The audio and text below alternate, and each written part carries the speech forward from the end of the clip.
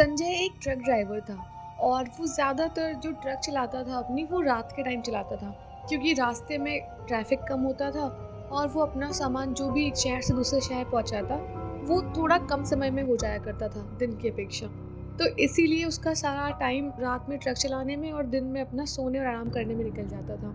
अब वैसे तो कभी संजय को कोई भी ऐसा भूतिया किस्सा सामने नहीं आया, ना ही कभी ऐसी आमने-सामने से कोई घटना हुई जिसका वो साक्षी बनता। लेकिन एक बारी की बात है जब संजय हमेशा की तरह ही कुछ सामान लेके एक शहर से दूसरे शहर रायगढ़ जा रहा था और जो शुरुआती रास्ता था वो तो काफ़ी अच्छे से कटता जा रहा था, कोई दिक्कत नहीं आई। और ट्रक चलाते-चलाते एकदम से संजय को ऐसा हुआ कि उसे लगा बहुत तेज़ भूख लग रही है।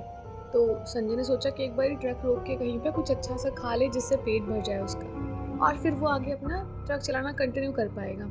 अब संजय ने देख के एक जगह अच्छी सी वहाँ पे अपना ट्रक खड़ा किया और ढाबे पर जाकर थोड़ा बहुत खाना खाया। अब संजय का पेट तो काफ़ी भर गया था और उसको हल्का-हल्का ऐसे नींद जैसा भी फ़ील हो रहा था। लेकिन अभी उसको काफ़ी लंबा सफ़र तय करना था।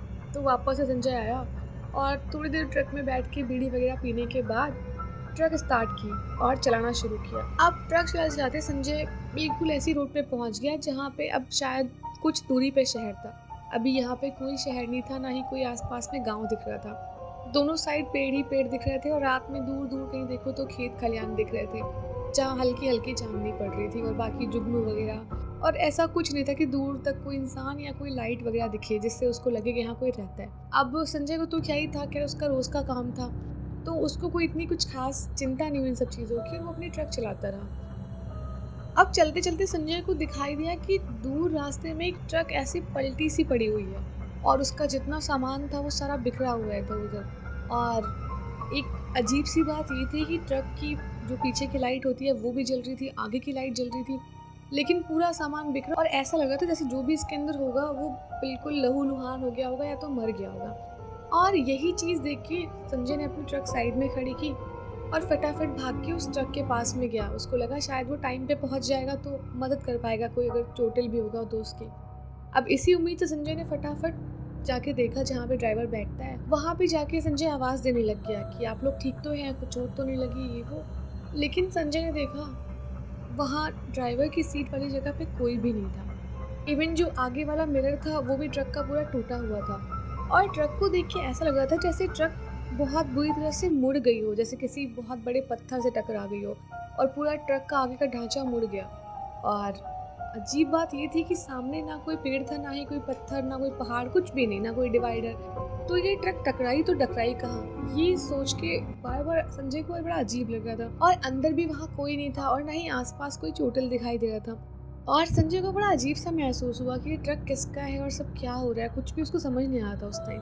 तो संजय ने थोड़ा बहुत नंबर वगैरह देखा ट्रक का और सोचा कि एक बार कांटेक्ट कर ले जिसका भी ट्रक है उससे कि इस तरह से उसका सामान यहाँ पड़ा है और ट्रक यहाँ पे ऐसे एक्सीडेंट हुआ पड़ा है उसका। संजय ने कॉल जब किया तो ट्रक का जो भी मालिक होगा या जो भी उसको मैनेज करता होगा उसने फ़ोन उठाया और संजय ने बोला कि ये इस नंबर की ट्रक है और इस रोड पे यहाँ पे पड़ी हुई है और यहाँ पे कोई भी नहीं है इसको देखने वाला, काफ़ी सारा सामान बिखरा हुआ है। तो उस आदमी ने संजय को बोला कि ठीक है, मैं आपको 10 मिनट में कॉल करता हूँ। अब संजय उसकी कॉल का वेट करता रहा और वहीं खड़ा रहा और इसी बीच में संजय थोड़ा-सा और सामान वगैरह चेक करने लग गया कि क्या-क्या पड़ा हुआ है और कैसे क्या है, क्या कहीं कोई दब तो नहीं गया कुछ भी, और ट्रक का ऐसे ही मुआयना करने लग गया। अब इतने में संजय को ऐसे महसूस हुआ जैसे उसके पैरों के नीचे कुछ चिपचिपी चीज़ लग रही है बार-बार और जैसे कोई लिक्विड सा पैर के नीचे बार-बार आ रहा है। संजय ने उस टाइम ध्यान नहीं दिया और ऐसे ही वो देखता रहा इधर-उधर चीज़ें और थोड़ी देर वहीं पे खड़ा होके देखने लग गया कि कब तक कॉल आएगा और क्या होगा। फिर इतने में फ़ोन बज गया संजय का। संजय ने फ़ोन उठाया तो सामने से वही आदमी संजय से बात कर रहा था और वो आदमी संजय को बोलने लग गया कि ठीक है, मैंने अभी आपने जो नंबर दिया उसको वो आगे भेज दिया है और अगर आप छोटी-सी मदद कर देंगे तो बहुत मेहरबानी होगी। तो संजय ने बोला, हाँ बताओ क्या हेल्प कर सकता हूँ मैं? तो संजय ने बोला कि आप जो भी नंबर आपने बताया और जो भी लोकेशन आपने बताई है, एक बारी जो भी नियरेस्ट पुलिस थाना कुछ भी होगा वहाँ पे आप कॉल कर दो और एक बारी उनको इन्फॉर्म कर दो इस चीज़ को। तो संजय ने बोला ठीक है, लेकिन मैं किसी लफड़े में पड़ना नहीं चाहता, तो बस मैं कॉल कर देता हूँ और आगे आप संभाल लेना, इसीलिए मैंने आपको बताया। तो उस आदमी ने बोला हाँ, हाँ, आप किसी भी चक्कर में नहीं पड़ोगे, बस आप बता दो इतना, बाकी तब तक मैं अरेंजमेंट करता हूँ। देखता हूँ बाकी मैं कि कौन लेके इस वाली ट्रक गया था ये सब। तो संजय ने बोला ठीक है। अब संजय ने फ़ोन कट किया और संजय को बार बार जो भी उसके पैर में लगा था वो परेशान कर रहा था, अजीब सी चिपचिपाहट महसूस हो रही थी उसे। और संजय ने सोचा कि एक बार लाओ फ़ोन की लाइट जला के चेक कर लेता हूँ कि क्या चीज़ बार बार पैर में लग रही है। और अंदर तो कोई लिक्विड का सामान दिख ही नहीं रहा, बाहर तो गत्ते वगैरह बिखरे पड़े हैं। अब संजय ने जैसे ही फ़ोन की टॉर्च ऑन की और नीचे की साइड देखा ना, उसको विश्वास नहीं हुआ। उसके पूरे पैरों के नीचे ऐसा लगा जैसे खून का कोई फव्वारा चला के चला गया हो। बिल्कुल खून के छींटे छींटे पड़े हुए थे और वही खून का कुछ कुछ ऐसा हिस्सा था जो पड़ा हुआ था और वही संजय के पैर में बार बार चिपचिपाहट ऐसी फीलिंग दे रहा था। अब संजय एकदम घबरा गया बहुत ज़्यादा कि यहाँ कोई है नहीं और कुछ भी नहीं। एकदम से ये खून खराबा किसने किया, क्या हुआ, कुछ समझ नहीं आया। और संजय इस चक्कर में अपनी ट्रक की साइड जैसे आगे बढ़ने लग गया ना जल्दी जल्दी, उतने में संजय के पैर से कुछ टकराया और बहुत अजीब सी आवाज़ आई जैसे कुछ क्रश हो गया हो। और संजय ने दोबारा से देखा और जैसे संजय ने देखा ना, संजय के पैर के नीचे आया था एक बहुत ही बड़ा सा मांस का टुकड़ा, जो कि देख के संजय की मतलब एकदम उल्टी सी ऐसा उसको फील हुआ। उसको बहुत बेकार लगा कि ये सब क्या हो रहा है और किसकी लाश थी, क्या था, और ये मांस कहाँ से आया, इतना खून कहाँ से आया। और कोई भी लाश होती तो मतलब पूरा शरीर होता, कुछ भी नहीं दिख रहा था वहाँ पे सिवाय एक मांस के टुकड़े के। इतने में ही संजय जब तक कुछ सोचता या इधर उधर कुछ अपना भाग के जाता ट्रक पे, उसको पास के ही जो थोड़ा जंगल था ना, वहाँ से कहीं से अंदर से किसी के बहुत हल्का हल्का हंसने और कुछ चबाने की, ऐसे चबर चबर कोई चबाता ना वैसी आवाज़ आई। और संजय ये देखने के लिए आगे बढ़ने लग गया कि यार इतना सब कुछ यहाँ पड़ा हुआ है, ये खून खराब है और यहाँ कौन है जो हल्का हल्का हंस के ऐसे खा रहा है। अब संजय वो आवाज़ सुन के उस आवाज़ को जानने के लिए उस डायरेक्शन में बढ़ने लग गया आगे। और संजय जैसे जैसे आगे बढ़ता गया, उसको इतने अंधेरे में कुछ दिखाई नहीं पड़ रहा था, लेकिन जैसे वो संजय टॉर्च जलाया हुआ था तो उसको थोड़ा थोड़ा सा एरिया दिख रहा था। अब संजय और ज़्यादा देखने के लिए और वहाँ क्या है समझने के लिए और आगे बढ़ गया।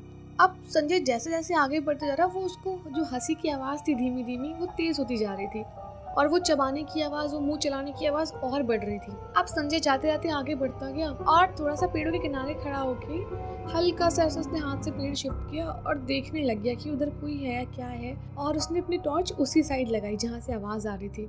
और संजय ने अभी जो अपनी आंखों के सामने देखा, उसे एकदम विश्वास नहीं हुआ, क्योंकि उसने लाइफ में इससे पहले कभी ऐसा कुछ नहीं देखा, जबकि वो रोज़ रात को सफ़र करता था और वो ऐसी कहानियों पे विश्वास करता भी नहीं था। लेकिन संजय ने अभी जो देखा वो उसकी लाइफ का सबसे बड़ा डरावना एक्सपीरियंस था। संजय देखता क्या है सामने कि एक अजीब सी वाइट धोती और वाइट चोला, अजीब सा कपड़ा पहना हुआ एक लंबे बालों वाला वो आदमी है, जिसके बाल पूरे चेहरे पे भी बिखरे हुए हैं और पूरे कंधे वंधे सब जगह उसके बाल पड़े हैं। और वो एक आदमी की लाश को ऐसे सामने डाल के उसको बीच से चीर के एकदम खा रहा है और वो खाने की आवाज़ उसी आदमी की लाश को खाने की आवाज़ थी।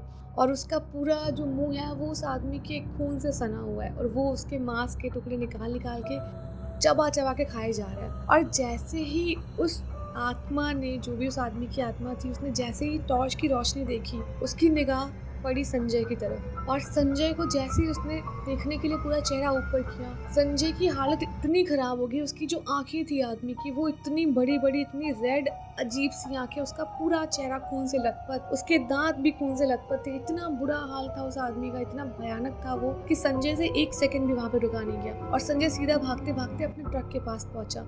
हालांकि संजय को अपने पीछे किसी के भागने की आवाज़ आ रही थी और काफ़ी तेज़ भागने की आवाज़ आ रही थी। उसको इतना तक महसूस हुआ कि उसको किसी ने पकड़ने की कोशिश की है, लेकिन संजय एक सेकंड के लिए भी नहीं रुका और सीधे अपनी ट्रक में बैठा और जितनी स्पीड में वो ट्रक वहाँ से भगा सकता था उसने भगाया। और उस रात के बाद से संजय ने कभी भी उस रास्ते से, स्पेशली नाइट में, कभी सफ़र नहीं किया, क्योंकि उसके साथ उस रात जो हुआ वो उसकी लाइफ का बहुत बड़ा हॉरर एक्सपीरियंस था। और साथ ही हमें इस कहानी से ये शिक्षा मिलती है कि ज़बरदस्ती इन्वेस्टिगेशन नहीं करनी चाहिए। जितना काम आपको बोला गया है सिर्फ वो करना चाहिए। उसके अलावा अगर ज़्यादा CBI बनने के चक्कर में लगोगे तो कहीं ना कहीं फिर पीछे से कोई ना कोई पकड़ ही लेगा। और अगर आपको स्टोरी अच्छी लगी तो वीडियो को लाइक कर देना और कमेंट करके बताना स्टोरी कैसी थी और सब्सक्राइब करना मत भूलना।